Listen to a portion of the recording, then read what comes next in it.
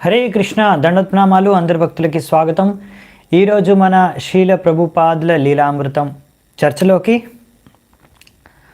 మనము ఈరోజు ఇప్పటివరకు చర్చించుకున్న శ్రీల ప్రభుపాదుల లీలామృతం నుంచే తర్వాత అధ్యాయం నుంచి చర్చించుకుందామంట. ఈరోజు నేను టైటిల్ పెట్టాను, అది మన ఇంగ్లీష్ ట్రాన్స్లేషన్ చేసి ఆ అధ్యాయం పేరు వచ్చేసి అపరిచిత మిత్రుడు.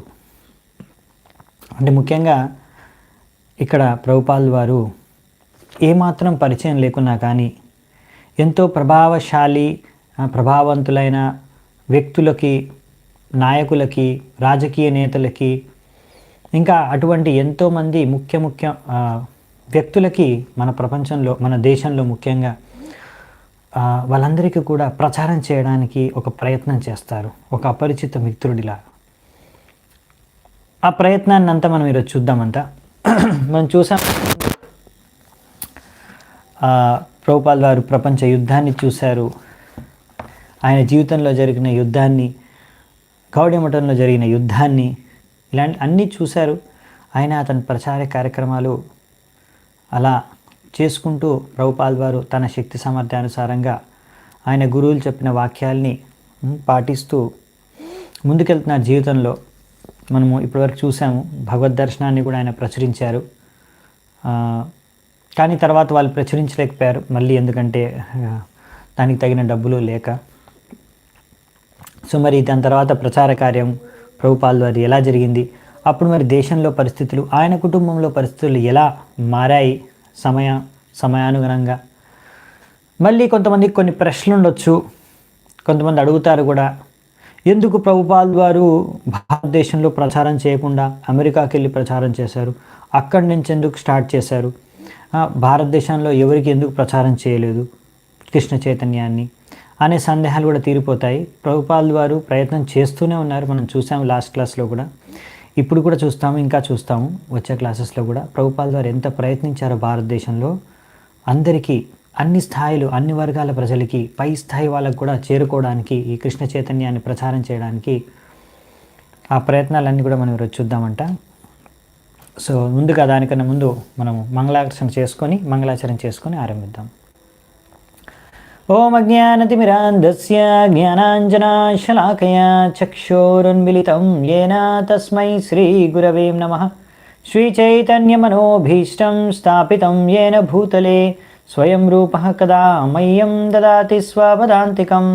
వందేహం శ్రీగురూన్ శ్రీయుతాపదకమలం శ్రీగురూన్ వైష్ణవాంశ్చ శ్రీరూపం సాగ్రజాతం సహగణ రఘునాథాన్వితాం తం సజీవం సాద్వైతం సావధూతం పరిజనసహితం కృష్ణ చైతన్యదేవం శ్రీరాధా కృష్ణపాదాన్ సహగణ లలితా శ్రీవిశాఖాన్వితాంశ్చ. నమా ఓం విష్ణుపాదాయ కృష్ణప్రేష్టాయ భూతలే శ్రీమతే భక్తివేదాంత స్వామినితి నామినే. నమస్తే సారస్వతే దేవే గౌరవాణి ప్రచారిణే నిర్విశేష శూన్యవాది పాశ్చాత్యదేశతారిణే. నమో మహావదన్యాయ కృష్ణ ప్రేమ ప్రదాయతే కృష్ణాయ కృష్ణ చైతన్య నామినే గౌరత్విషే నమః. హే కృష్ణ కరుణా సింధో దీనబంధో జగత్పతే గోపేశ గోపికా కాంత రాధాకాంత నమోస్తుతే. తప్తకాంచన గౌరాంగీ రాధే వృందావనేశ్వరి వృషభానుసుతే దేవి ప్రణమామి హరిప్రియే. నీలాచల నివాసాయ నిత్యాయ పరమాత్మనే బలభద్ర సుభద్రాభ్యాం జగన్నాథాయ తే నమః. వాంఛాకల్పతరుభ్యశ్చ కృపా సింధుభ్యైవ చ పతితానాం పావనేభ్యో వైష్ణవేభ్యో నమో నమః. జయ శ్రీ కృష్ణ చైతన్య ప్రభు నిత్యానంద శ్రీ అద్వైత గదాధర శ్రీవాసాది గౌరభక్తవృంద. హరే కృష్ణ కృష్ణ కృష్ణ హరే హరే హరే రామ రామ రామ హరే హరే. హరే కృష్ణ. ఈరోజు మనం అధ్యాయాన్ని మొదలు పెడతామంట. ఓకే, ఇది 1946 సంవత్సరం, అంటే మన స్వతంత్రం భారతదేశానికి వచ్చింది 1947, ఒక్క సంవత్సరం ముందంతే. సో అక్కడి నుంచి మనం కంటిన్యూ చేస్తున్నాం ఏం జరిగిందని.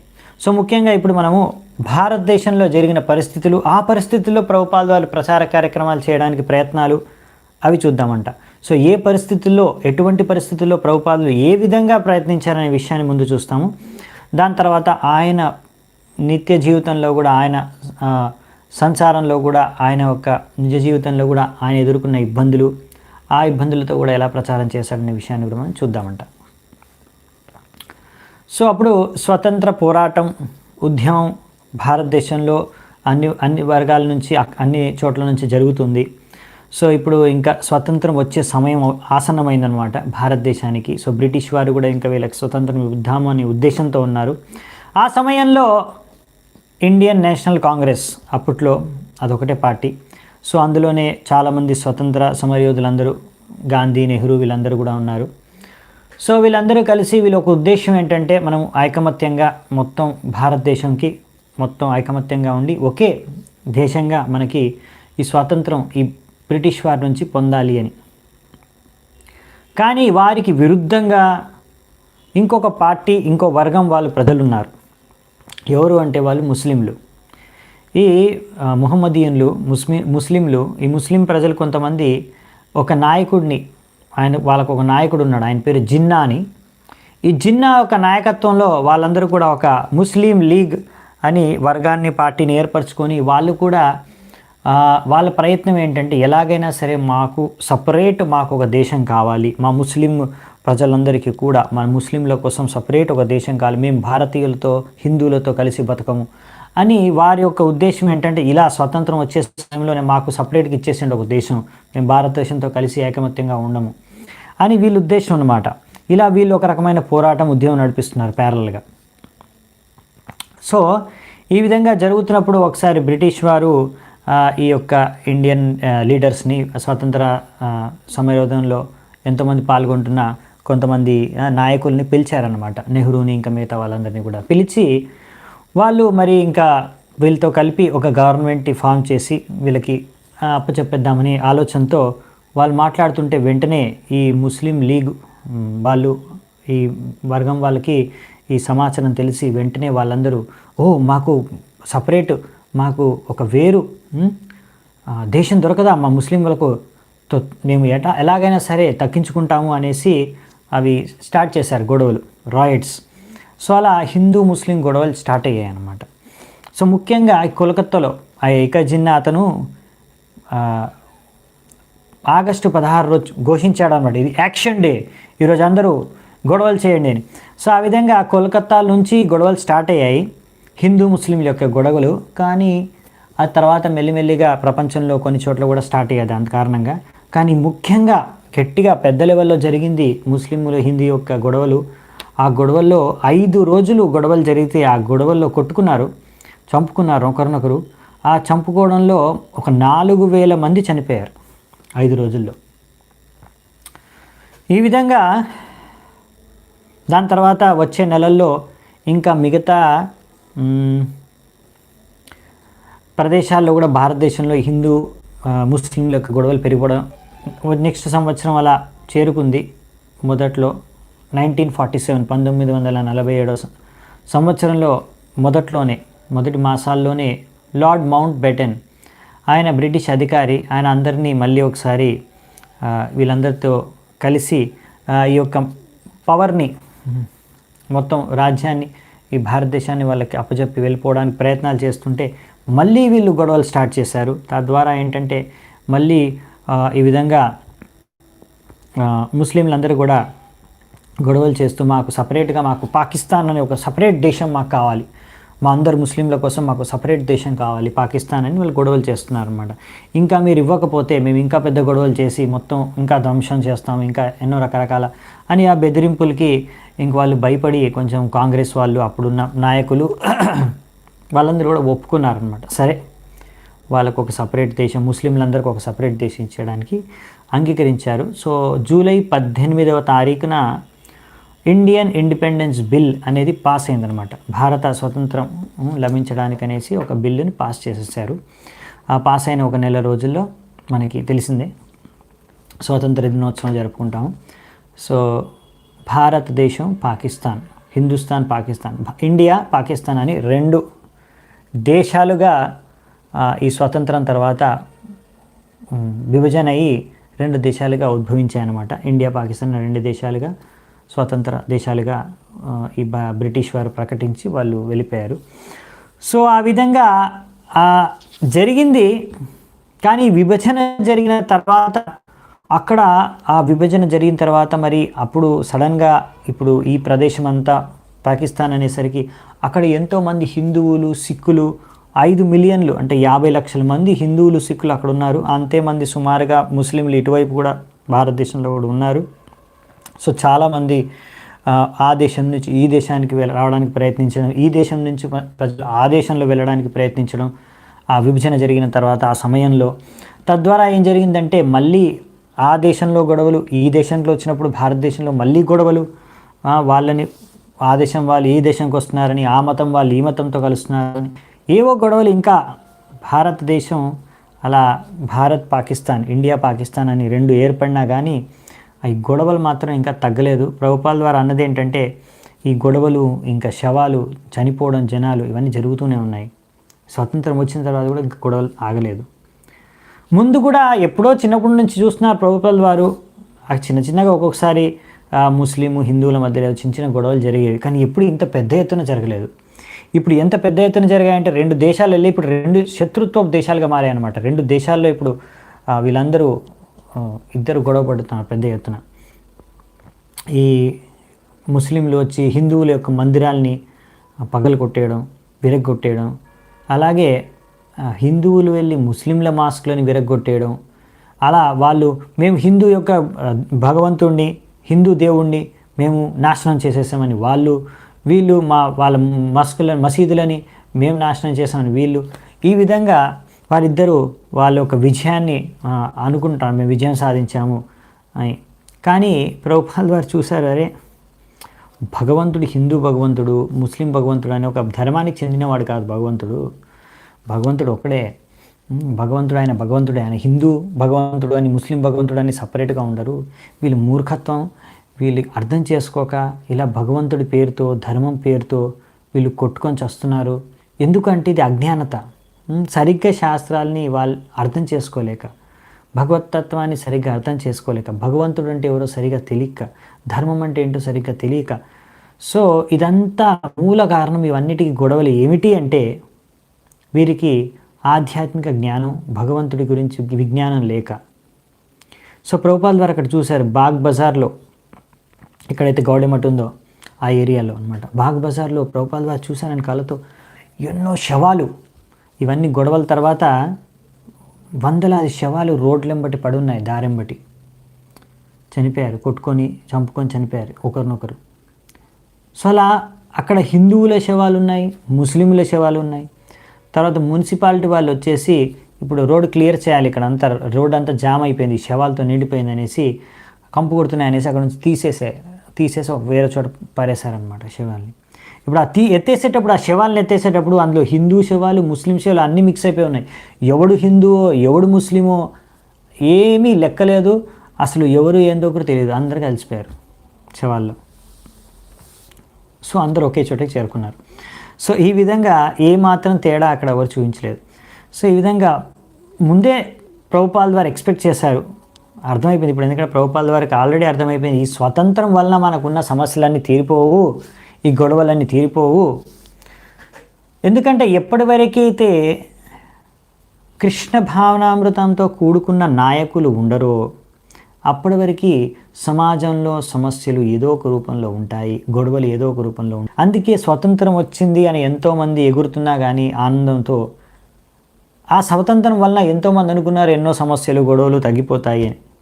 కానీ అవి అలాగే కొనసాగుతున్నాయి. భక్తి సిద్ధాంత ఠాకూర్ అన్న వాక్యాలు ఒక రూపాల ద్వారా గుర్తొచ్చాయి.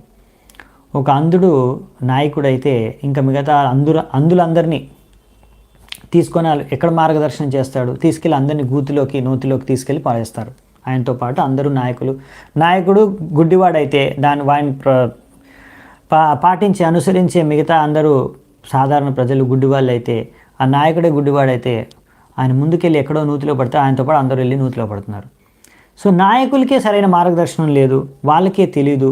వారే ఇప్పుడు దీన్ని ఎలా నాయకులందరూ సతమతం అవుతున్నారు. ఈ గొడవల్ని ఎలా ఆపాలి, వీళ్ళని ఎలా శాంతపరచాలి, లేకపోతే ఎలా శాంతి భద్రతలు నెలకొల్పాలి, వాళ్ళ దగ్గర జవాబు లేదు.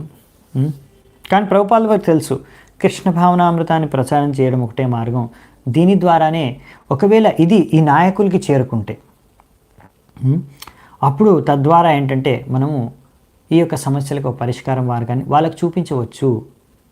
తద్వారా కృష్ణ చైతన్యాన్ని మనం ప్రచారం చేయవచ్చు. ఇది మంచి అవకాశం.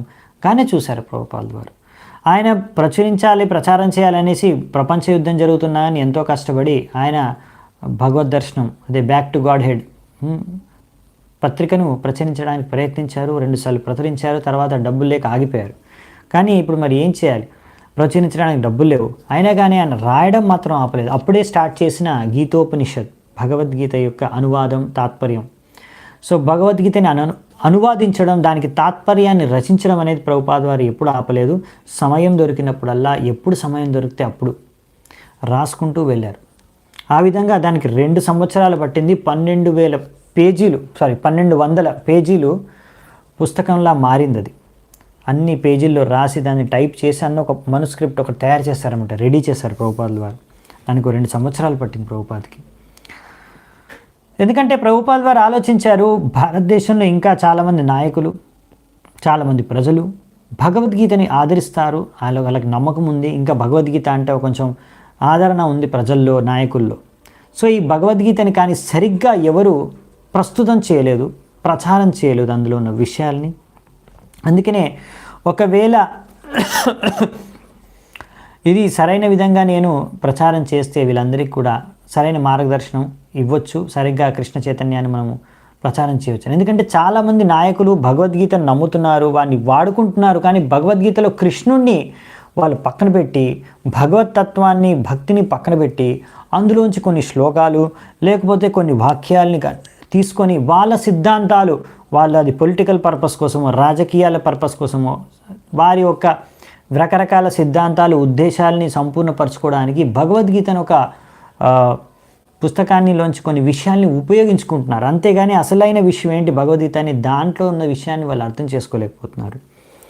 అందుకనే ప్రభుపాద వారు అనుకున్నారు, నేను వీరికి ఎలా మనం భగవద్గీత నుంచి, ఈ కృష్ణ చైతన్య మార్గం నుంచి అన్ని సమస్యలను పరిష్కరించవచ్చు.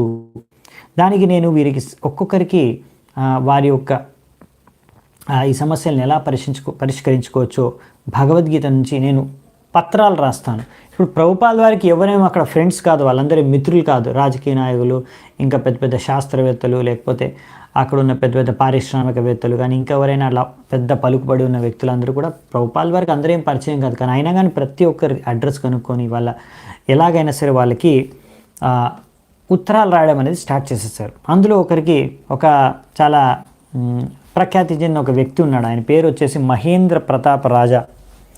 సో ప్రభుపాదులు ఈ విధంగా ఆయనకు ఉత్తరం రాసినప్పుడు ఆయన బృందావనం నుంచి ఒక పెద్ద ఆందోళన, ఒక పెద్ద వర్గం, ఒక పెద్ద వరల్డ్ ఫెడరేషన్ అనే ఒక పార్టీ లాగా తయారు చేస్తున్నాడు అనమాట. అందులో ఆయన ఉద్దేశం ఏంటంటే మొత్తం ప్రజలంతా ప్రపంచవ్యాప్తంగా అన్ని వర్గాల ప్రజలు ఐకమత్యంతో జీవించాలి అని. సో అన్ని రకాల వర్గాల ప్రజల్ని ఐకమత్యం చేయాలనే ఉద్దేశంతో ఆయన వరల్డ్ ఫెడరేషన్ అనేది బృందావనం నుంచి స్టార్ట్ చేసి ఆయన ప్రయత్నం చేస్తున్నాడు. దానికోసం ఒక పుస్తకం కూడా రాశాడు. సో ప్రభుపాద వారు ఆయనకి రాశారనమాట లేఖ, ఎలా భగవద్గీత నుంచి కృష్ణుడిని ఆధారం చేసుకొని, కృష్ణుడి యొక్క శిక్షణలను ఆధారం చేసుకొని మీరు ఏదైతే ఐకమత్యాన్ని సాధించాలనుకుంటున్నారో అది ఎలా సాధించవచ్చు అని. సో ఆయన మొత్తం ప్రభుపాద వారి యొక్క లేఖ చదివి తర్వాత జవాబు రాశారనమాట. మీరు భగవద్గీత గురించి చాలా బాగా రాశారు, నాకు చాలా నచ్చింది, చాలా మెచ్చుకున్నారు ప్రభుపాద వారు చేసే కార్యాన్ని. మీరు మీ యొక్క భగవద్ దర్శనం ఒక మ్యాగజైన్ మీరు ప్రచురించారు, ఇవన్నీ బాగా మంచి పనులు చేస్తున్నారు మీరు. నేను కూడా చిన్నప్పటి నుంచి భగవద్గీతను బాగా ఆదరిస్తాను, నేను కూడా సమ్మానిస్తాను, నాకు కూడా చాలా ఇష్టమైన పుస్తకం. కానీ మీరు చెప్పిన ఈ భగవద్గీతలో ఉన్న శిక్షణలు, కృష్ణుడిని మనము కేంద్రీకరణ చేసుకొని ఆయన శిక్షణల ద్వారా మనం అందరం ఐకమత్యంగా ఒక చెట్టు కింద ఉండొచ్చు అన్ని రకాల వర్గాల ప్రజలని మీరు అంటున్నారే, ఇది నాకు సాధ్యం కాదు. అనిపిస్తుంది. ఎందుకంటే హిందూ భగవంతుడు మన కృష్ణుడు ఈయన అందరూ ఒప్పుకోరు. సో అందుకనే అందరూ మళ్ళీ వర్గాలు ఒక్కొక్కరు వివిధ రకాల వర్గాలుగా విడిపోతారు. ఐకమత్యం అనేది సంభవం కాదు. కృష్ణుడిని మనం కేంద్రీకరించుకొని భగవద్గీతను పెట్టుకొని, అందుకనే భగవద్గీత కృష్ణుని మనము దీని ఆధారంగా ఐకమత్యాన్ని మనము సాధించలేము అనేసి రాసి నేను ఒక పుస్తకాన్ని రాశాను. ధర్మం అంటే ఏమిటి, మా యొక్క ఉద్దేశం ఎలా, నా ఉద్దేశాన్ని నేను ధర్మాన్ని ఐకమత్యాన్ని నెలకొల్పగలను అనే విషయం పైన నేను ఒక పుస్తకం రాశాను, రిలీజియన్ ఆఫ్ లవ్. ఆ పుస్తకం మీరు చదవండి, మీకు అర్థమవుతుంది మా ఉద్దేశం ఏంటో అని ఆయన రిటర్న్ లెటర్లో ప్రభుపాల్ ద్వారా రాశారనమాట. సో ఆ మహేంద్ర ప్రతాప్ రాజా యొక్క లెటర్ చదివి ప్రభుపాల్ వారు నిజంగానే ఆ పుస్తకం అంతా చదివేశారు, రిలీజియన్ ఆఫ్ లవ్ చదివేసి తర్వాత మళ్ళీ ఒక ప్రత్యుత్తరం రాశారు, ఇంకో ఉత్తరం రాశారు. ఏమని చూడండి, మీరు చెప్పారే రిలీజియన్ ఆఫ్ లవ్ అనే పుస్తకం చదవమని నన్ను, నేను మొత్తం చదివేశాను మీ పుస్తకం అంతా. అందులో మీరు రచించిన విధంగా అందులో కొన్ని లోపాలు ఉన్నాయి. అందులో ముఖ్యంగా ఏంటంటే మీరు భగవంతుడి గురించి ఏమీ చెప్పలేదు, భగవద్ ధర్మం గురించి ఏమీ రాయలేదు. అందులో మీరు రాసింది ఎక్కువగా మానవ సేవే ముఖ్యమైనది అన్నట్టుగా, ఇంకా భగవంతుడిని ఎవరు ఎలా పూజ చేసుకున్నా, ఎన్ని రకాల భగవంతుడిని దేవుడిని పూజ చేసుకున్నా అంతా ఒకటే అన్నట్టుగా, అంతా ఓకే అన్నట్టుగా, ముఖ్యమైనది అన్ని సిద్ధాంతాలకు ముఖ్యమైన సిద్ధాంతం మీది మానవ సేవే ముఖ్యమైన సిద్ధాంతంగా మీరు ప్రచురించారు. అందులో మీరు ఎన్నో వాక్యాలు చేశారు, ఎన్నో సిద్ధాంతాలు రాశారు, కానీ అవన్నిటి ఒక ఉద్దేశం ముఖ్యంగా ఇదే. మళ్ళీ ఇవన్నిటికీ ఏ ఆధారం లేదు. మీరు ఎక్కడి నుంచి వాక్యాలు రాస్తున్నారు, ఏ శాస్త్రం నుంచి రాస్తున్నారు, ఎవరు చెప్పింది, ఇది ఎక్కడి నుంచి వచ్చింది, ఇదంతా మీ మనోకల్పనలాగా అనిపిస్తుంది. అందుకనే ఇదొక మీ యొక్క సిద్ధాంతం, మీ సొంత కవిత్వం, మీ సొంత సిద్ధాంతంగానే కనిపిస్తుంది. అంతేకాని దీనికి ఏ శాస్త్ర ఆధారం కానీ లేనట్టుగానే అనిపిస్తుంది. సో ఇందులో ఇదొక లోపం. ఎందుకంటే ఎప్పుడైనా ఒక పుస్తకం రాస్తే దానికి రెఫరెన్సెస్ అనేవి రాయాలి, మీరు ఏం రాయలేదు సరిగ్గా. అంతేకాకుండా దీనికి ఏ అథారిటీ లేరు, దీని ప్రమాణం ఏం లేదు, దీనికి ఏ ఆధారం లేదు, ఏం ప్రమాణం లేదు. సో అందుకనే దీంట్లో ఎన్నో లోపాలు ఉన్నాయి. దీని కారణంగా ఇందులో మీరు భగవంతుడి గురించి కానీ భగవద్గీత గురించి శాస్త్రాల యొక్క ఆధారితంగా మీరు చెప్పలేదు కనుక ఇది అసంపూర్ణమైన పుస్తకం, ఇది ఇన్కంప్లీట్. ఇందులో కొన్ని లోపాలు ఉన్నాయి, ఇది పర్ఫెక్ట్గా లేదు, బుక్ ఇంపర్ఫెక్ట్. అందుకనే మీరు భగవద్గీతని, కృష్ణుడి యొక్క శిక్షణల్ని మీరు ఇందులో జోడిస్తే దాని ఆధారంగా మీరు మీ పుస్తకంలో ఇంకా మీ యొక్క ధర్మాన్ని మీరు చేసే మూమెంట్ ఆందోళన మీరు చేస్తే అది బాగుంటుంది. మీకు కావాలంటే నేను భగవద్గీతని సంక్షిప్తంగా 10 పాయింట్లలో నేను రాస్తాననేసి 10 పాయింట్స్లో భగవద్గీతని సమ్మరైజ్ చేసి ప్రభుపాల్ ద్వారా రాసి ఇంకో లేఖ పంపించారనమాట. సో మామూలుగా ఇలా ప్రత్యుత్తరాలు ఎక్కువగా జరగవు, కానీ ఇక్కడ ఒకసారి అలా జరిగింది. ఇంకా చాలామందికి అలా ఇప్పుడు ఆల్రెడీ 1947 అయిపోయింది. హరే కృష్ణ. సో ఇప్పుడు ఆల్రెడీ 1947 ఆల్రెడీ మనకు అయిపోయింది, స్వతంత్రం వచ్చేసింది. సో ఇప్పుడు అందరూ రకరకాల నాయకులు రకరకాల కార్యాలు చేస్తున్నారు, రాజ్యాన్ని వెళ్తున్నారు, రకరకాల రాష్ట్రాలను వెళ్తున్నారు, ఎంతోమంది కొత్త వాళ్ళని గవర్నమెంట్ ఆఫీసర్లుగా నియమించారు. సో ప్రభుపాల్ ద్వారా అందరికీ ఎవరెవరు రాజకీయ నేతలు ఎక్కడ మనకి అడ్రస్ దొరికితే అక్కడ వాళ్ళకి లెటర్లు రాసేస్తున్నారు. ఆ గవర్నమెంట్ ఆఫీసర్లందరికీ, రాజకీయ నాయకులందరికీ, వెస్ట్ బెంగాల్ గవర్నర్కి కూడా రాశారు. Chairman of rehabilitation centre committee, అప్పుడు ఈ గొడవలు జరిగిన తర్వాత ఏదో కమిటీ ఏర్పరచుకొని వీళ్ళందరినీ ఇలా రిహాబిలేషన్ కోసం వాళ్ళందరికీ కూడా ఒక కమిటీ ఉంటుంది, దాని చైర్మన్కి కూడా పంపించారు లెటరు. అలా ఒక హైకోర్టు అడ్వకేట్కి కూడా పంపించారు. ఆయన నుంచి ఒక మంచి ప్రత్యుత్తరం వచ్చింది అప్రిషియేట్ చేస్తూ ప్రభుపాల్ వారిని.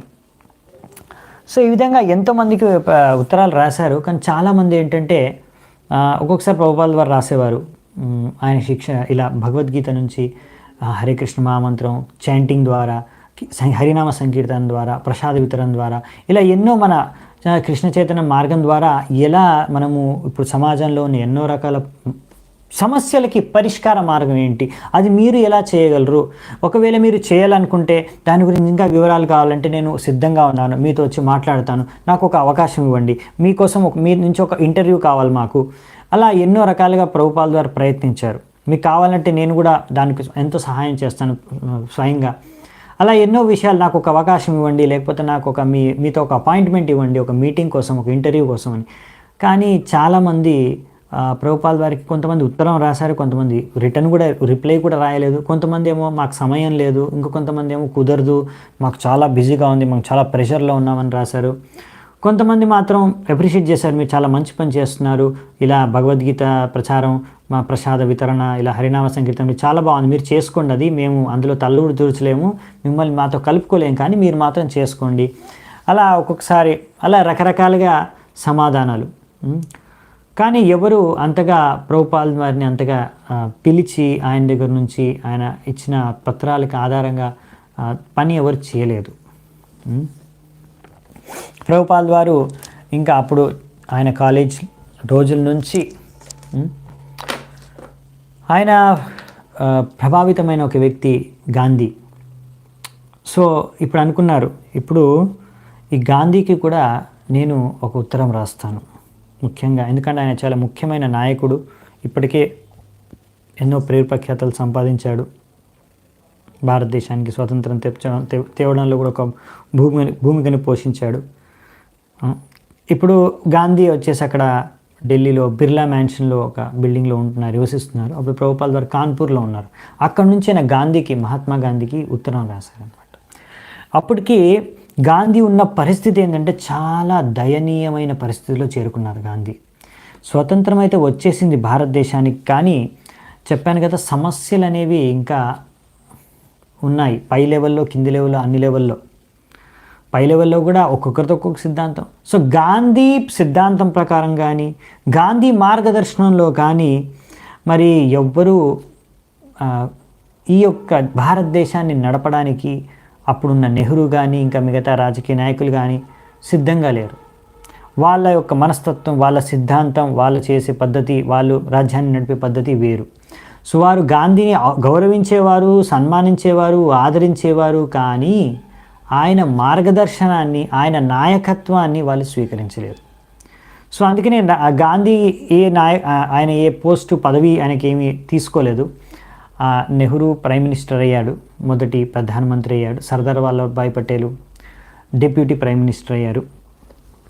సో గాంధీ ఒక విధంగా మొత్తం విశ్వవ్యాప్తంగా ఎంతో పేరు ప్రఖ్యాతలు సంపాదించినా ఎన్నో గొప్ప గొప్ప కార్యాలు చేశారు. అహింస కోసం కానీ, ఐకమత్యం కోసం కానీ, అన్ని వర్గాల ప్రజలకి సమానత్వం కోసం కానీ, ఇలా పేదల అభివృద్ధి కోసం కానీ, ఇలా ఎన్నో రకాల కార్యక్రమాలకి ఆయన ఎంతో ప్రఖ్యాతి చెందాడు. కానీ భారతదేశంలో ఆయన ఎన్ని చేసినా కానీ అవన్నీ ఒక రకంగా చూస్తే వైఫల్యమే,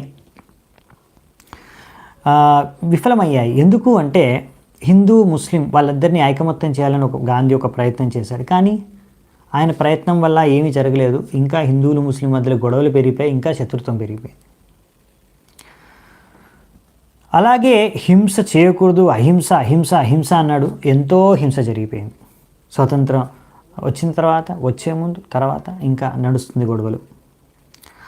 హరిజనులు అనేసి ఆయన భంగీలను, ఇంకా చాలా నిమ్న స్థాయి జాతుల మనుషులను ఎవరినైతే మందిరాల్లో కూడా ప్రవేశించడానికి నిషేధిస్తున్నారో అటువంటి వాళ్ళందరినీ కూడా, అంటరాని వాళ్ళని కానీ ఇంకా ఎవరైనా తక్కువ జాతి వాళ్ళని కానీ చూసేవారు సొసైటీలో అప్పుడు, అలాంటి వాళ్ళందరినీ కూడా హరిజనులు, వీళ్ళు భగవంతుడి యొక్క జనులు అని ఒక రబ్బర్ స్టాంప్ వేసేసి వాళ్ళని కూడా ఉద్ధరించాలని ప్రయత్నించాడు. కానీ అది కూడా వాళ్ళు అలాగే ఉండిపోయారు. వాళ్ళకి పెద్దగా అంతగా అంటే ఆయన అనుకున్నంత విధంగా మార్పులు ఏం జరగలేదు. మరి అప్పుడు ఎంతో బాధాకరమైన పరిస్థితులు ఆయన జీవిస్తున్నాడు, 78 ఏళ్ళు.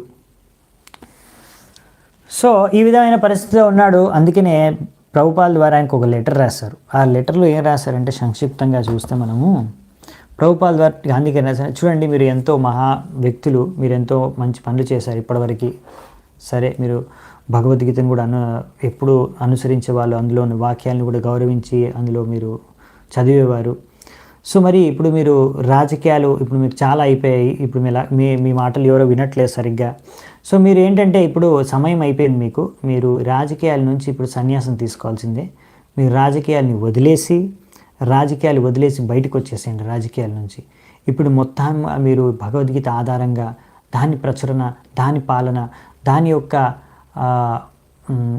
జీవితాన్ని దాని ఆధారంగా మీరు జీవించడానికి ప్రయత్నించండి. ఎందుకంటే మీరు ఇప్పుడు ఈ మోహమాయ ప్రపంచంలో అక్కడ రాజకీయ నాయకుల్లో ఈ రాజకీయాల్లో చిక్కుకొని వీరు నా మిత్రులు, ఇది అది వాళ్ళు నా బంధువులు, అది వీళ్ళు నా శిష్యులు అని అందులో మీరు కూరుకుపోయారు. అందులో నుంచి మీరు బయటికి రావాలి ఇప్పుడు. ఎందుకంటే ఇప్పుడు మీ సమయం అయిపోయింది. ఎందుకంటే మీరు ఇంకా అక్కడే కూర్చొని వాళ్ళకి ఇంకా ఏదో ఒకటి చేయాలి వాళ్ళ ద్వారా అనుకున్నారనుకోండి, ఇంకా ఏదో ఒక ప్రయత్నాలు మీరు ఆ రాజకీయాలుగా చేస్తూ ఉంటే ఇంకా మీరు ఒకరోజు ఒక ఎంతో అగౌరవనీయమైన చావుని చూడవలసి వస్తుంది త్వరలోనే అని అన్నారనమాట. మీరు అనుకున్నారు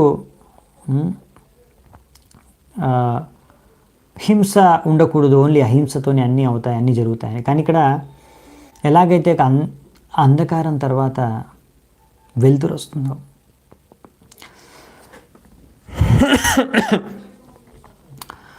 అలాగే హింస తర్వాత అహింస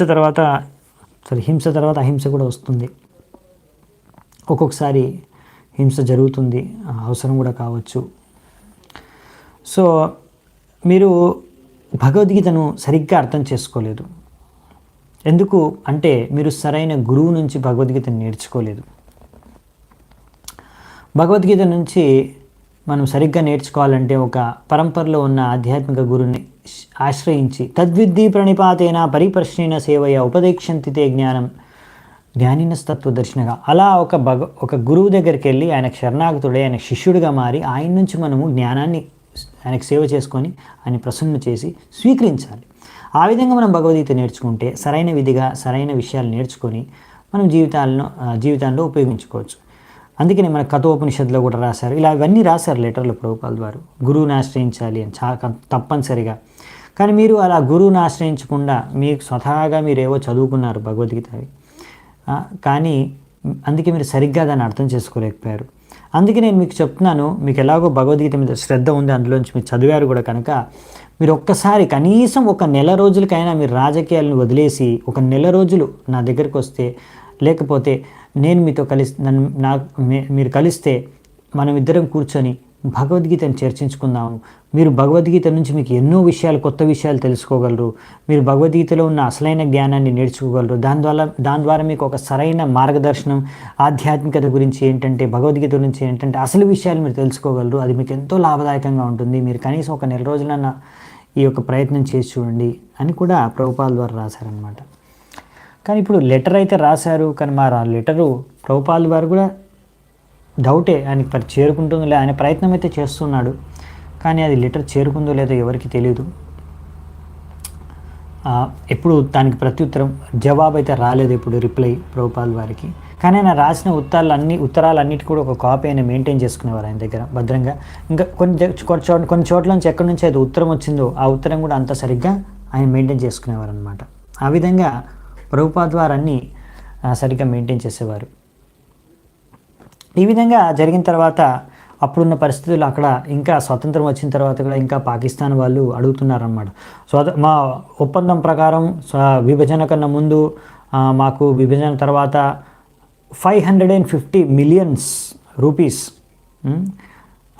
మాకు మీరు ఇవ్వాలి, డబ్బులు ఇస్తా అన్నారు. మరి 550 million రూపాయలు నాకు ఎందుకు ఇవ్వట్లేదు, మాకు ఇవ్వండి అని వాళ్ళు సాధించడం.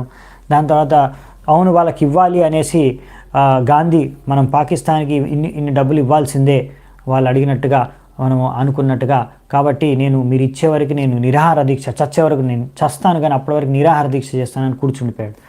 సో ఈ విధంగా అప్పుడు ఆయన ఇంటి బయట వచ్చి ఎంతోమంది ధర్నా చేయడం, గాంధీ చనిపోవాలి అని, లేకపోతే గాంధీ మీద వ్యతిరేకంగా, ఇలా ఎన్నో రకాల గొడవలు బయట కూడా. దాని తర్వాత ఇంకా లాస్ట్కి భారత నాయకులు కలిసి సరే వీళ్ళకి ఇచ్చేద్దామని డబ్బులు అన్నీ జమ చేసి పాకిస్తాన్కి 550 million రూపాయలు ఇచ్చేశారు వాళ్ళకి. దాని తర్వాత ఒకరోజు గాంధీ జనవరి 30వ తారీఖు సో ప్రార్థనా సభకి వెళ్తున్నారు. అక్కడ వెళ్ళిన తర్వాత అక్కడ ఒకతను గాంధీని 3 సార్లు ఛాతిలో కాల్చి చంపేశారు. అప్పుడు గాంధీ చనిపోతూ హే రామ అని చనిపోయారు. సో గాంధీ ఇప్పుడు చనిపోయాడు. ప్రభుపాల్ మరి ముందే చెప్పారు మీరు రాజకీయాలు వదిలేసి వచ్చేయండి అని. జస్ట్ ఒక నెల రోజుల ముందే లెటర్ రాశారు. చదివింటే గాంధీ దాన్ని పాటించుంటే తప్పకుండా గాంధీ జీవితంలో ఒక వేరు మార్పులు జరిగేవేమో. కానీ గాంధీ ప్రభుపాల్ వారు ఊహించినట్టుగానే ఆయన ఒక అగౌరవనీయమైన మృత్యువుని పొందారు గాంధీకి. ఎందుకంటే ఆయన చేసే పనులకి చాలామంది వాళ్ళు ఒప్పుకోలేదు, వ్యతిరేకంగా ఉన్నారు. సో గాంధీ చనిపోయాడు. దాని తర్వాత ఏం జరిగింది అంటే ఒక Mahatma Gandhi memorial national fund అని ఒక ఫండ్ క్రియేట్ చేశారనమాట. అంటే ఆ గాంధీ యొక్క పేరు అంటే మహాత్మా గాంధీ తరఫున ఏమైనా మంచి కార్యాలు దేశానికి అభివృద్ధికి చేయాలి అని. అలా సో వెంటనే ప్రభుపాల్ వారు ఇదొక సరైన మంచి అవకాశం ప్రచారానికి అని అర్థం చేసుకొని వెంటనే ఆయన సర్దార్ వల్లభాయ్ పటేల్కి ఆయనకు ఒక లేఖ రాశారు. ఆ లేఖ యొక్క ముఖ్యాంశం ఏంటంటే, మీరు ఇప్పుడు ఈ యొక్క ఫండ్ని క్రియేట్ చేశారు, ఈ ఫండ్ ద్వారా గాంధీ యొక్క తరఫున ఒక మంచి పనులు చేయాలని కోరుకుంటున్నారు మీరు. సో మీరు అది తప్పకుండా చేయండి. ఈ ఫండ్ని గాంధీ ఎలా కోరుకున్నాడో, ఏ కార్యక్రమాలు చేయాలనుకున్నాడో పట్టండి. ఉదాహరణకి మీరు ఎలా చేయవచ్చు అంటే, భగవద్గీత అంటే గాంధీకి చాలా ఇష్టం, అవునా? ఆయన ఎప్పుడు భగవద్గీతను తీసుకొని తిరిగేవాడు. అందులోంచి ఎన్నో శ్లోకాలు కానీ ఎన్నో విషయాలు కానీ మన స్పీచెస్లో ఆయన వచ్చిన వ్యాఖ్యానాల్లో కూడా చెప్పేవాడు, ప్రార్థనా సభలో కూడా తీసుకొని వెళ్ళేవాడు.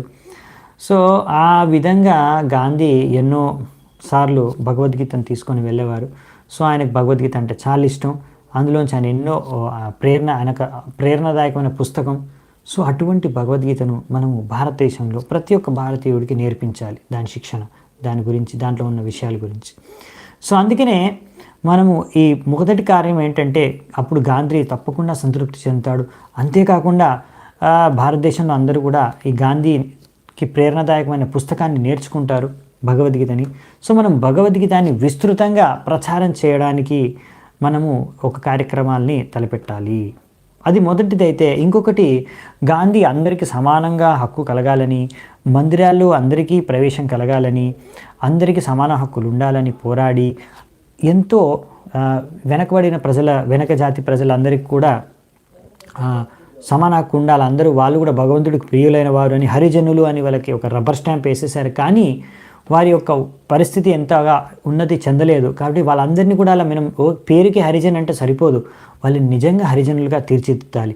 అంటే భగవంతుడి యొక్క శిక్షణల ఆధారంగా వాళ్ళందరికీ ట్రైనింగ్ ఇవ్వాలి. అంటే ప్రజలందరికీ కూడా ట్రైనింగ్ ఇవ్వాలి. ఎందుకంటే ఇప్పుడు ప్రస్తుతం ఉన్న మందిరాలు సరిగ్గా కార్యావరణ అంటే అడ్మినిస్ట్రేషన్, మేనేజ్మెంట్ జరగట్లేదు. దాని కారణంగా ఇలాంటి సమస్యలు ఎదుర్కొంటున్నారు. ఎందుకంటే వాళ్ళందరూ చాలామంది ప్రజలు అజ్ఞానంలో ఉన్నారు. వాళ్ళకి భగవద్గీత, భగవతత్వం, ఆధ్యాత్మిక జ్ఞానం సరిగ్గా లేదు. కనుక మనము ఈ యొక్క మందిరాలన్నింటినీ కూడా ఒక ఆధ్యాత్మిక శిక్షణ కేంద్రాలుగా మార్చాలి. తద్వారా అందరి ప్రజల్లో ఈ భగవత్ శిక్షణను మనకు అందరికీ ఇచ్చి, ఆ విధంగా అందరినీ మనము ఎటువంటి వర్గాలైన అన్ని రకాల ప్రజలందరి ఏక సమానంగా అందరినీ కూడా మనము ఆధ్యాత్మికంగా వాళ్ళని మనం ఒక సమానంగా చేయవచ్చు, వాళ్ళందరినీ అభివృద్ధి చేయవచ్చు. ఇవన్నీ ఎలా చేయాలి, దీనికి మీకు ఏమైనా సందేహాలు ఉంటే, మీకు కావాలంటే నేను సంపూర్ణంగా వాలంటీర్, నేను స్వయంగా వచ్చి దీనికోసం నేను నా సమయాన్ని కానీ నా మార్గదర్శనాన్ని కానీ ఇవ్వడానికి నేను సిద్ధంగా ఉన్నాను. మీరు అడిగితే నేను రావడానికి నేను స్వయంగా వచ్చి పాల్గొంటాను, ఇవన్నీ చేయడానికి కార్యక్రమాలు అని కూడా రాశారనమాట. కానీ ప్రభుపాల్ వారు ప్రయత్నిస్తున్నారు, కానీ ఆయనకేం సమాధానం రాలేదన్నమాట. సో ఇక్కడైతే ఈ ప్రయత్నాలు నడుస్తూనే ఉన్నాయి. ఇంకో సైడ్ నుంచి ప్రభుపాల్ వారు ఆయన భగవద్గీత కూడా ప్రచురించాలి. మరి ఆయన దగ్గర భగవద్ దర్శనం మ్యాగజైన్ ప్రచురించడానికి డబ్బులు లేక ఆగిపోయారు ప్రచురణ. ఇప్పటికి చాలా సంవత్సరాలు ఆగిపోయింది, కొన్ని సంవత్సరాలు ఆగిపోయి. ఇప్పుడు మరి భగవద్గీత ప్రచురించాలనుకున్నారు, కానీ దానికి కూడా మరి ఎవరైనా మంచి స్పాన్సర్, ఎవరైనా దాత దొరికితే, మరి ఆ దాత ఎవరైనా ఎవరైనా డబ్బులు డొనేషన్, స్పాన్సర్షిప్ ఇస్తే దాని ద్వారా ఆయన ప్రచురించవచ్చని ప్రయత్నాలు చేస్తున్నాడు, వెతుకుతున్నాడు. అలా ఆయన పరిచయాల్లో ఒకరు ఆయనకు తగిలారు. ఆయన పేరు మధురైలో, దక్షిణ భారతంలో మధురైలో మిస్టర్ ముత్తుస్వామి శెట్టి అని. ఈ ముత్తుస్వామి శెట్టి కూడా ఈ ఈ మెడికల్ సేల్స్ మ్యాన్ అనమాట. ఆ ఏరియాలో ఈ యొక్క మెడికల్ అంటే మన మందులు ఇవన్నీ వ్యాపారంలో ఆయన కూడా ఒక మార్కెటింగ్లో, సేల్స్లో ఇవన్నీలో ఆయన వ్యాపారస్తుడు. సో ఆయన వెళ్ళి అడిగారనమాట, మీకు ఎవరైనా పరిచయం ఉన్నారా, ఎవరైనా ఇలా నాకు హెల్ప్ చేయగలరా, దీనికోసం ఎవరైనా డబ్బుని దానం చేయగలరా, స్పాన్సర్ చేయగలరా, ఈ భగవద్గీతని ప్రచురించాలనుకుంటున్నాను, నేను ఆల్రెడీ మొత్తం రాశాను, 1200 పేజీలు ఇలా మొత్తం అనువాదం తాత్పర్యంతో ఉంది ఇది అంటే సరే నేను చూస్తాను, ప్రయత్నిస్తానని అక్కడ ఉన్న దక్షిణ భారతంలో అప్పుడు డాక్టర్ అల్లగప్ప అనే అతను అప్పుడు ప్రఖ్యాతి చెందిన బాగా ధనికమైన వ్యక్తుడు అనమాట. ఆయన బిర్లా ఆఫ్ ద సౌత్, దక్షిణ భారతానికి బిర్లా అని కూడా పిలిచేవారంట. సో అంత ధనమున్న వ్యక్తి. సో ఆయన మంచి మనిషి, ఆయన దగ్గర ఇవ్వడానికి సిద్ధంగా ఉన్నాను. హరే కృష్ణ. ఓకే, సో డబ్బు ఇవ్వడానికి కూడా సిద్ధంగా ఉన్నాను, మరి ఇంకా వివరాలు తెలుసుకోవాలని కోరుకుంటే అప్పుడు వెంటనే ప్రభుపాల్ వారికి ఆయన కబురు పెట్టారనమాట ముత్తుస్వామి గారు. ఓ అభయ్ చరణ్ బాబు, మా ఈ ఎంతో ధనికుడైన వ్యక్తి డాక్టర్ అల్లాగప్ప అంగీకరించారు, ఆయన సిద్ధంగా ఉన్నాడు మీ యొక్క భగవద్గీత ప్రచురించడానికి కావాల్సిన స్పాన్సర్షిప్. ఆయన ఒక్కసారి మాట ఇచ్చాడంటే తప్పకుండా నెరవేరుస్తాడు. ఆయన ఈ కార్యాన్ని ఒక సహాయంగానే చేయాలనుకుంటున్నాడు. మిమ్మల్ని మీ దగ్గర నుంచి మళ్ళీ రిటర్న్లో కూడా ఏమి ఆశించట్లేదు. సో మీకు తప్పకుండా ఆయన సహాయం చేస్తాడు ఆయన మాటిస్తే. సో మీరు తప్పకుండా వెంటనే ఏం చేస్తారంటే అదొక మనుస్క్రిప్ట్ మీరు ఏదైతే రచించారో ఒక భగవద్గీత, మీరు అది నాకు ఒకసారి పంపిస్తే అది నేను ఆయనకు చూపించి దాంతో ఆయన ఫైనల్గా అంగీకరించవచ్చు, ఫైనల్గా ఆయన ఇవ్వచ్చు, ఫైనల్గా చేసేయచ్చు నేను ఈ స్పాన్సర్షిప్ని. సో మీరు నాకు పంపించండి అని చెప్తారనమాట మీ కాపీని. సో వెంటనే ప్రభుపాల్ వారు వెళ్ళి ఎంతో ఆనందంతో ఆ కాపీని తీద్దామనేసి ఇంటికి వెళ్తారు. ఇంట్లో ఎక్కడైతే కాపీని పెట్టారో వెళ్ళి చూస్తారు, అక్కడ కనిపించదు కాపీ. భగవద్గీత ఏదైతే ప్రభుపాల్ వారు రచించారో అది అక్కడ కనిపించట్లేదు. ఆయన పెట్టిన చోట మొత్తం ఇల్లంతా వెతికేశారు, మొత్తం ఇంట్లో ఎంత వెతికినా కానీ కనిపించట్లేదు. కాపీ ఎక్కడ పోయిందో తెలియదు. మరి ప్రభుపాల్ వారు ఎంత అడిగినా ఏం చెప్పట్లేదు ఎక్కడ పోయింది, ఇలా ఏం సంగతి అనేది ఆ కాపీది. సో భగవద్గీత ఎవరు దొంగిలించారో మరి ప్రభుపాల్ వారికి తెలియదు, అది ఏమైపోయిందో తెలియదు. ఆయన అనుమానం ఎవరైనా అతను ఒక కింద పనిచేసే వ్యక్తి, లేకపోతే ఆయన కొడుకు కూడా చేసి ఉండొచ్చు. దీన్ని మరి మాయం చేశారు ఎందుకు తెలియదు, ఏదైనా వేరే దాని కారణంగా. సో మొత్తానికి ఆ కాపీ అయితే దొరకలేదు ప్రభుపాల్ వారికి. ఆయన ఎంతో ప్రయత్నించాడు, ఎంతో నిరుత్సాహం చెందాడు అప్పుడు ఆ సమయంలో. కష్టపడి ఆయన 2 సంవత్సరాలు ఆయన భగవద్గీతని రచించాడు మొత్తం కాపీ. ఇప్పుడు అది ఎక్కడ పోయిందో మాయమైపోయింది, అదొక రహస్యంగానే మిగిలిపోయింది. ఆయన ప్రభుపాల్ వారు ఆయన ప్రచార కార్యక్రమాలు ఎన్నో రకాల ఎదురుదెబ్బలు తగిలినా కానీ ఆయన కొనసాగిస్తూనే ఉన్నారు.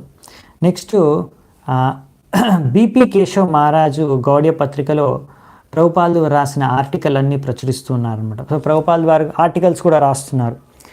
ఆర్టికల్స్లో కూడా ఎలా సమాజంలో ఎన్ని సమస్యలు, ఎందుకు కృష్ణ చైతన్యం లేకపోవడం కారణంగా ఎలా అందరూ దుఃఖంలో మునిగి ఉన్నారు, వారందరికీ ఎలా కృష్ణ చైతన్యం భగవద్గీత అనేవి ఒక మార్గదర్శనం చేయగలవు, ఉపశమనం కలిగించగలవు అనే విషయాలపైన ఆయన ఎంతో మంచి మంచి ఆర్టికల్స్ ఆ యొక్క పత్రికలో కూడా ప్రచురణ జరుగుతుంది. సమాజంలో న్యూస్ పేపర్లో చూసే చదివిన విషయాల మార్గాన్ని మంచి ఇక్కడ గోడే పత్రికలో ప్రచురించేవారు. పత్రికలో ఒక ఆర్టికల్ రాశారనమాట అమృత బజార్లో. ఆయన ముందు స్వాతంత్రం రాకముందు ఎన్నో సమస్యలు ఉన్నాయి, స్వతంత్రం వచ్చిన తర్వాత అన్ని సమస్యలు వెళ్ళిపోతాయి అనుకున్నాం, కానీ స్వాతంత్రం ఉన్నప్పుడు ఒక రకం సమస్య ఉంటే ఇప్పుడు స్వాతంత్రం వచ్చిన తర్వాత ఇంకో రకమైన సమస్యలు నడుస్తున్నాయి దేశంలో. ఒక సమస్య తర్వాత ఇంకో రకం సమస్య కొనసాగుతూనే ఉంది, ఈ సమస్యల నుంచి ఎప్పుడు మనం ముక్తులం అవుతాము అనేసి ఒక ఆర్టికల్ రాశారంట బాధపడుతూ. సో ప్రభుపాల్ వారు కూడా అవును ఈ సమస్యలు ఉన్నాయి, ఎందుకంటే దానికి ప్రత్యుత్తరంగా ఇంకో ఆర్టికల్ రాశారంట.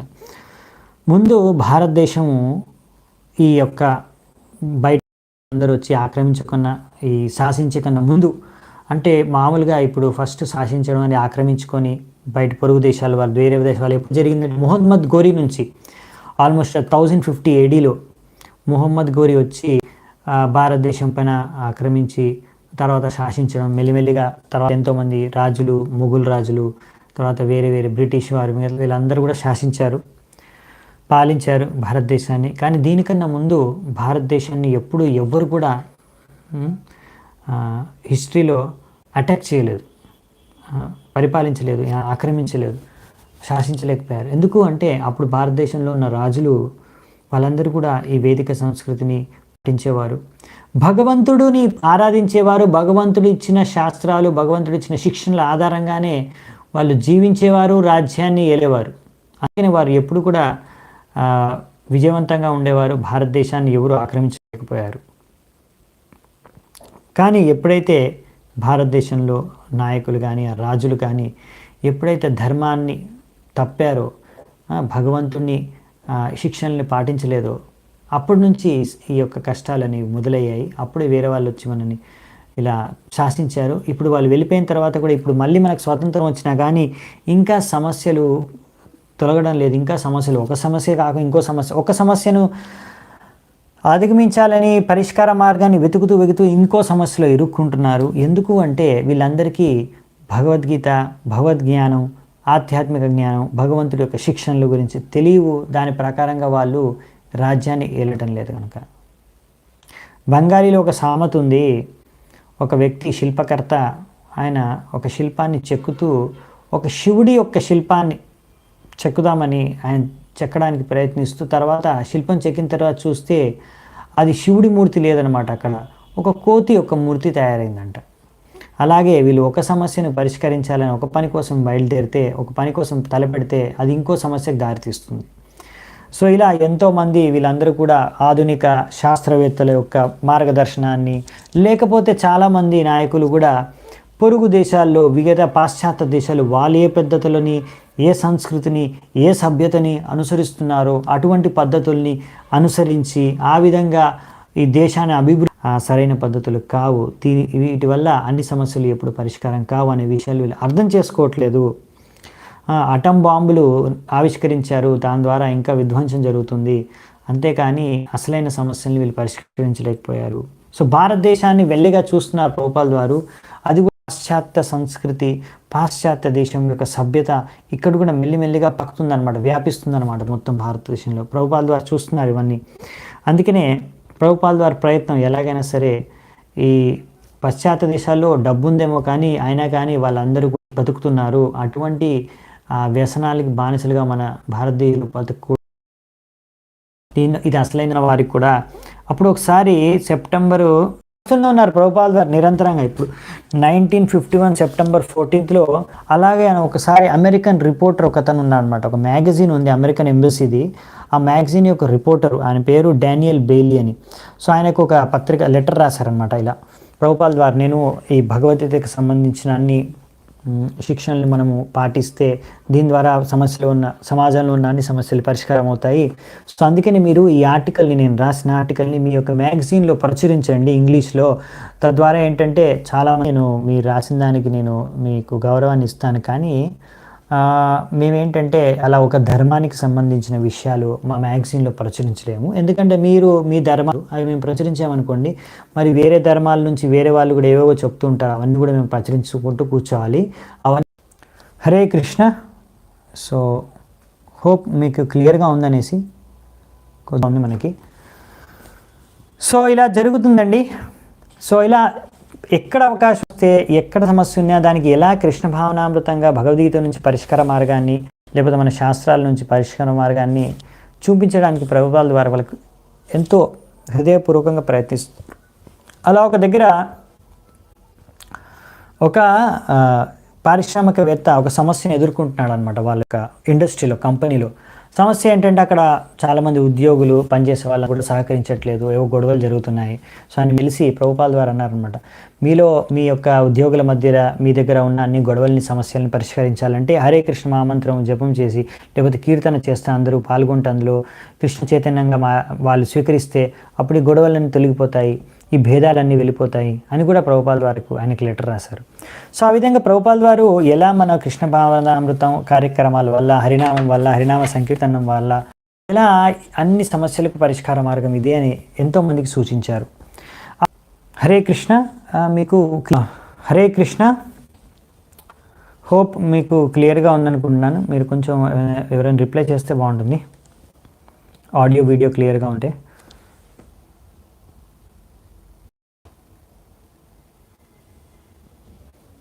ఓకే, నేను కంటిన్యూ చేస్తానండి, ఎందుకని నాకు అర్థం కావట్లేదు.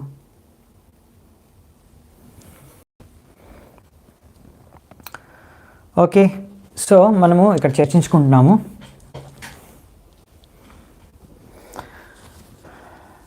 దాని తర్వాత అక్కడ లక్నోలో ఆయన ఫ్యాక్టరీ స్థాపించారు. ఓకే, మధ్యలో బఫర్ అయిందా? ఓకే, ఇప్పుడు క్లియర్గా ఉందన్నమాట. Okay, thank you. మధ్యలో అలా వస్తున్నట్టుంది ఈరోజు ఇంటర్నెట్ కొంచెం మళ్ళీ ప్రాబ్లం ఇస్తున్నట్టుంది. ఈరోజు పొద్దున కూడా కొద్దిగా అలా ప్రాబ్లం ఇచ్చింది. ఇప్పుడు మళ్ళీ కొద్దిగా తగ్గినట్టుంది సిగ్నల్. Okay, thank you. లక్నోలో ఆయన ఫ్యాక్టరీ ఇంకా మరి బంద్ చేసే పరిస్థితి వచ్చేసింది. ఎందుకంటే ఆయనకు అక్కడ ఆ ఫ్యాక్టరీకి రేట్ కూడా కట్టుకోలేని పరిస్థితి వచ్చేసింది. అక్కడ ఉన్న ఉద్యోగులకి జీతాలు ఇచ్చే పరిస్థితి, స్తోమత కూడా లేదనమాట. అంటే జీతాలు కూడా ఇవ్వలేకపోతున్నారు ప్రభుత్వాల ద్వారా. అందుకనే 2 సంవత్సరాలు అలా ఎలాగో కష్టపడి లాగించారు. కానీ మళ్ళీ 1948 కల్లా ఫ్యాక్టరీని మూసేయాల్సి వచ్చింది. ఎంతో పెట్టుబడి పెట్టి స్టార్ట్ చేసిన ఫ్యాక్టరీని మూసేయాల్సి వచ్చింది అనమాట. దాని తర్వాత మళ్ళీ ఆయన ఇంకో ప్రయత్నం మళ్ళీ చేశాడు. ప్రయాగ్లో మళ్ళీ ఆయనకు తెలిసిన వాళ్ళతో అక్కడ కలిసి ఒక చిన్న ఫ్యాక్టరీని మళ్ళీ స్టార్ట్ చేశారు ప్రయాగ్లో. ఇప్పుడు ఆయన ఫ్యామిలీ మాత్రం అక్కడే ఉంది కలకత్తాలో. కానీ ఆయన కొడుకు బృందావన్ మాత్రం ఆయన ఇక్కడ వ్యాపారం చేయడానికి ప్రయత్నిస్తున్నారు అన్నమాట. అలా అప్పుడప్పుడు వ్యాపారం చేస్తూ అప్పుడప్పుడు కలకత్తాకి వెళ్ళి అలా ఫ్యామిలీని కలవడం, అప్పటికి డబ్బు పంపించడం, తద్వారా ఆయన ఫ్యామిలీ బాధ్యతలు కూడా చూసుకుంటూ ఆయన ఈ విధంగా అప్ అండ్ డౌన్ చేస్తున్నారు కలకత్తా ప్రయాగ్కి. ఆ సమయంలో ఒకరోజు మళ్ళీ స్వప్నంలో ఆయన గురువుగారు భక్తి సిద్ధాంత సరస్వతి ఠాకూర్ వచ్చి చెప్పారు, నువ్వు ఇవన్నీ వదిలేసేయి, నువ్వు సన్యాసం తీసుకో, ప్రచారం చేయను. మళ్ళీ ఆయన అనుకున్నాడు, అరే ఇప్పుడు నాకు 5 మంది పిల్లలు ఉన్నారు, 5 మంది ఇంకా బరువు బాధ్యతలు ఉన్నాయి, ఇవన్నీ నేను ఎలా వదిలేసి ఇప్పుడే సన్యాసం తీసుకోవాలి, ఇప్పుడే కాదు ఇంకా సమయం ఉంది అన్నట్టుగా ఆయన ఆ విషయాన్ని పక్కన పెట్టి మళ్ళీ ఆయన ప్రయత్నాలు స్టార్ట్ చేశారు బిజినెస్ చేస్తూ ప్రచారం చేయడానికి. కానీ ఎంత ప్రయత్నించినా ఆయనకు ప్రతి దగ్గర బిజినెస్లో ఎన్నో ఎదురుదెబ్బలు ఎదురవుతున్నాయి, వైఫల్యం ఎదురవుతుంది. సో అలా ప్రతిసారి అన్సక్సెస్ఫుల్ అవడంతో ఆయన ఎప్పుడు కూడా ఈ శాస్త్రయుక్తంగా దాన్ని చూసేవారన్నమాట. ఓ హరే కృష్ణ, కుసుమ కుమారి మాతాజీ రాశారు, నో క్లారిటీ అనా, క్లారిటీ లేదని రాశారా? వాయిస్ క్లియర్గా ఉందా అండి? కొంచెం వీడియో క్లారిటీ తగ్గిండొచ్చు, ఎందుకంటే ఇక్కడ నేను కూడా నెట్ చూస్తున్నాను, ఇంటర్నెట్ తక్కువగా వస్తుంది, కొంచెం సిగ్నల్ అంటే డేటా తక్కువ వస్తుంది. సో వీక్ అయింది సిగ్నల్, డేటా వీక్ ఉంది. సో అట్లీస్ట్ వాయిస్ క్లియర్గా ఉంటే పర్వాలేదు అనుకుంటాను. సో ఈ విధంగా మనము చూస్తున్నాం ఇక్కడ. సో ప్రభుపాల్ వారు ఇక్కడ గుర్తు చేసుకుంటున్నారు, శాస్త్రాల్లో మనకి భాగవతంలో ఒక దగ్గర మనం ముందు కూడా శ్లోకం చర్చించుకున్నాం, కృష్ణుడు ఎప్పుడైనా అనుగ్రహించినప్పుడు తన భక్తులకి ఆయన అనుగ్రహాన్ని ఎలా ఇస్తాడంటే ఆయన దగ్గర ఉన్న వాళ్ళ దగ్గర ఉన్న అన్నీ తీసేసుకుంటారంట, భౌతికంగా వస్తువులన్నీ, సువిధలు, ఐశ్వర్యం అంతా తీసేసుకొని ఒక బిచ్చగాళ్ళగా మార్చేస్తారు. తద్వారా ఏంటంటే వాళ్ళు భగవంతు శరణాగతులు అయ్యే విధంగా. ఇంకొకటి కుంతిమారాణి ప్రార్థనలు కూడా గుర్తు చేసుకున్నారు ప్రభుపాల్ గారు. కుంతిమారాన్ని ప్రార్థించుకుంటుంది కదా, జన్మైశ్వర్య శ్రీభిర్ ఏదమానామదః పుమాన్ నైవర్హత్య విధాతుం వై త్వామకించన గోచరం. త్వామకించన గోచరం, ఎవరి దగ్గర అయితే ఏమీ లేవు, ఏ ఐశ్వర్యాలు లేవు, జన్మ ఐశ్వర్య శృతి శ్రీ ఇటువంటి ఏ ఐశ్వర్యాలు లేవు, భాగ్యాలు లేవు, వారు మాత్రమే మిమ్మల్ని పూజించగలరు సంపూర్ణంగా, అంటే మనస్సుతో మిమ్మల్ని ఆరాధించగలరు, చేరుకోగలరు అని. సో అలా గుర్తు చేసుకున్నారు ప్రభుపాల్ వారు. కానీ ఆయన ప్రభుపాల్ వారికి ఇప్పుడు మామూలుగా ఏంటంటే ఇప్పుడు బిజినెస్ ఎక్కువైపోయింది, చాలా సమయం ఇప్పుడు ప్రచారంలోనే పెడుతున్నాడు, ఏదో కొద్దిగా బిజినెస్ చేయడానికి ప్రయత్నిస్తున్నారు ఆయన. కానీ ఇక్కడ వాళ్ళ ఇంట్లో వాళ్ళు, ఆయన భార్య పిల్లలు ఎంతగా సహకరించట్లేదు. అక్కడ వాళ్ళ భార్య పిల్లలతో సహా ఇల్లు వదిలేసి వాళ్ళ పుట్టింటికి వెళ్ళిపోయింది అన్నమాట, వాళ్ళ తండ్రి దగ్గరికి. వాళ్ళ తండ్రి దగ్గరికి వెళ్ళి అక్కడ నివసిస్తుంది. సో మళ్ళీ నెక్స్ట్ టైం అబ్బాయి అక్కడ వెళ్ళినప్పుడు, కలకత్తాకి వెళ్ళినప్పుడు తండ్రిగా అంటే వాళ్ళ మామగారింటికే వెళ్ళారనమాట. వెళ్తే అక్కడ గోపాల్ని కూడా అంటే ఆయన మామగారు అంటే భార్య యొక్క తండ్రి ఆయన ఎంతో కొంచెం విమర్శిస్తూ అవమానపూర్వకంగా మాట్లాడడం అనమాట. సరిగ్గా నువ్వు మళ్ళీ మా అమ్మాయిని, మా పిల్లల్ని, వాళ్ళ పిల్లల్ని, మీ పిల్లల్ని ఏం సరిగా చూసుకోవట్లేదు, ఇది నువ్వు సరిగ్గా బాధ్యతలు నిర్వర్తించట్లేదు, ఇవన్నీ వదిలేసేను, ఈ భక్తి ప్రచారాలు అన్నట్టుగా కూడా ఆయన మాట్లాడారు అనమాట. ఆయనే కాదు చాలామంది బంధువులు విమర్శించడం. అలా ప్రభుపాల్ ద్వారా ఆలోచిస్తున్నారు. ఆయన ఒకసారి ఒక బంధువుతో మాట్లాడారు కూడా, ఆయన బంధువు చెప్తున్నాడు అనమాట, ప్రభుపాల్ వారితో ఇలా మాట్లాడుతున్నప్పుడు కూడా ఆ, అసలు ఎంత నేను కష్టపడుతున్నాను, వీరి కోసం కష్టపడుతున్నాను బిజినెస్ చేసి, వీళ్ళకు కూడా నేను ఇప్పుడు కూడా డబ్బులు పంపిస్తున్నాను, పోషిస్తున్నాను. నేను అంత సమయాన్ని ఇవ్వలేకపోతున్నాను. నేను బిజినెస్ చేయాలంటే మరి దాన్ని నాకు అక్కడ అక్కడ నాకు సమయం వెచ్చించాల్సి వస్తుంది. ఇంకొకటి నేను కొంచెం సమయం భగవంతుడి కోసం కేటాయించాల్సింది. ఎందుకంటే అసలైన విషయం మన జీవితంలో చేయవలసింది ఈ భగవంతుడిని సేవించుకోవడమే మన జీవిత లక్ష్యము. దాన్ని వదిలేసి, బిజినెస్ వదిలేసి వీళ్ళనే చూసుకోవాలి, వీళ్ళతోనే ఉండాలి అంటే వీళ్ళు నా కోసం ఏం చేశారు, వీళ్ళకి ఇంత నేను వీళ్ళ కోసం చేశాను, వాళ్ళు నా కోసం ఏం చేశారు, నేను ఎందుకు అవన్నీ వదిలేసుకోవాలి, అసలైన విషయాలను వదిలేసుకోవడం ఎందుకు, అసలైన విషయం అసలైన జీవితం భగవద్భక్తి, దాన్ని ఎందుకు వదిలేసుకోవాలి, నేను వదలను. సో అనేసి ప్రభుపాల్ వారు అలా చర్చించేవారు కూడా అని చెప్తున్నారు. సో అలా ఒకసారి వాళ్ళ ఇంట్లో ఉన్నప్పుడు, వాళ్ళ వాళ్ళ తండ్రి గారి ఇంట్లో పుట్టింట్లో ఉన్నప్పుడే వాళ్ళ భార్య ఒకసారి ప్రభుపాద్ వాళ్ళు ఉన్నారు అక్కడ రూమ్లో, ఆమె వడ్డిస్తుంది ప్రభుపాద్ వారు చూశారనమాట. ఈమె వంటించే వంటకాలన్నీ బయట నుంచి కొనుక్కొని తీసుకొచ్చిందని, బయట మార్కెట్ నుంచి కొనుక్కొని ఎందుకు తీసుకొచ్చేవా ఆహారాన్ని అని అడిగితే, ఆమె ఈరోజు వంట మనిషి రాలేదు, ఆమెకు వంటలో బాగాలేదు, అందుకే వంట మనిషి రాలేదు, అందుకే బయట నుంచి కొనుక్కొని వచ్చాం. సో ఇంకా ప్రభుపాల్ వారు అనుకున్నారు, ఇంకా చాలా దిగజారిపోయిన సభ్యత సంస్కారం అంతా ఇక్కడ ఉండి ఇంకా చెడిపోయేటట్టుంది ఈ సంస్కారం అంతా, సో ఇంకా చాలా ఉన్నది చాలు ఇక్కడ అనేసి ఆమెను వెళ్ళి ఆమె పిల్లల్ని అందరిని తీసుకొని ప్రభుపాల్ వారు ఇంకొక చోటికి మళ్ళీ షిఫ్ట్ అయ్యారనమాట. ఇంకొక ఇంటికి షిఫ్ట్ అయ్యి అక్కడ మళ్ళీ రెంట్కి తీసుకొని అక్కడ ఉంటున్నారనమాట. హరే కృష్ణ. సారీ అండి, ఈరోజు పర్వాలేదు అనుకుంటా. Now I think it is better, కొద్దిగా బెటర్ అయింది అనుకుంటాను, ఇంప్రూవ్ అయింది అనుకుంటాను. సంహో ఇక్కడ మనకి మేమున్న చోట ఒక ఇంటర్నెట్ సర్వీస్ ప్రొవైడర్ ఉన్నారు. సో అతను మోనోపోలి కనుక మేము చెప్తాము, అతను ఏం చేయరు అంతే. ఇంక మాకు వేరే మార్గం లేక ఇంకా ఆయన దగ్గర ఇంటర్నెట్ కనెక్షన్ తీసుకున్నాము. సో ఐ థింక్ ఇప్పుడు పర్వాలేదు అనుకుంటాను, కంటిన్యూ చేస్తాను నేను. సో ఈ విధంగా ప్రాక్టికల్లీ చెప్పాలంటే ఆయన పెద్దగా ఇప్పుడు ఒక రకంగా చెప్పాలంటే ఒక వానప్రస్థ జీవితాన్ని జీవిస్తున్నాడు ప్రభుపాల్ ఒక విధంగా. ఎందుకంటే ఆయన ఎక్కువగా సమయం అంతా ఆయన ప్రచారంలోనే ఉంది. ఆయన బిజినెస్లో కూడా ఏం రుచి లేదు, ఇప్పుడు ఏదో ఇంకా చేయాలి అని చేస్తున్నారు అంతే. కానీ ముఖ్యమైన రుచి, ఆయన ఆసక్తి ప్రచారం పైన పెరుగుతుంది, భౌతిక విషయాలు, బిజినెస్, ఆయన సంసార జీవితం అన్నిటినా తగ్గుతుందన్నమాట. అలా 1952లో ఫిబ్రవరి మాసంలో ఆ ప్రయాగ్లో చేస్తున్న చిన్న బిజినెస్తోని అందులోంచి కొంచెం డబ్బుల్ని పోగేసుకుని దాంతో మళ్ళీ భగవద్దర్శనం పత్రికను ప్రచురించారు ప్రభుపాల్ వారు. ఇప్పుడు మళ్ళీ ప్రచురించారు, మళ్ళీ దాని ద్వారా మళ్ళీ ప్రచార కార్యక్రమాన్ని స్టార్ట్ చేశారు ఆ విధంగా భగవద్దర్శనంతో. ఆ విధంగా మళ్ళీ అప్పుడప్పుడు కోల్కతాకు వచ్చినప్పుడు కూడా ఆయన ప్రచారం చేసేవారు. వాళ్ళ ఇంట్లో బయట జనాల్ని వాళ్ళు వచ్చి మాట్లాడేవారు ప్రభుపాద్ దగ్గర క్లాస్ వినేవారు, ప్రభుపాద్ ప్రచారం చేసేవారు. కానీ ఆయన భార్య పిల్లలు మాత్రం వేరే రూమ్లో కూర్చొని టీ తాగుతూ వాళ్ళు ఏవో భౌతిక విషయాలు చేసుకుంటూ కూర్చునేవారు.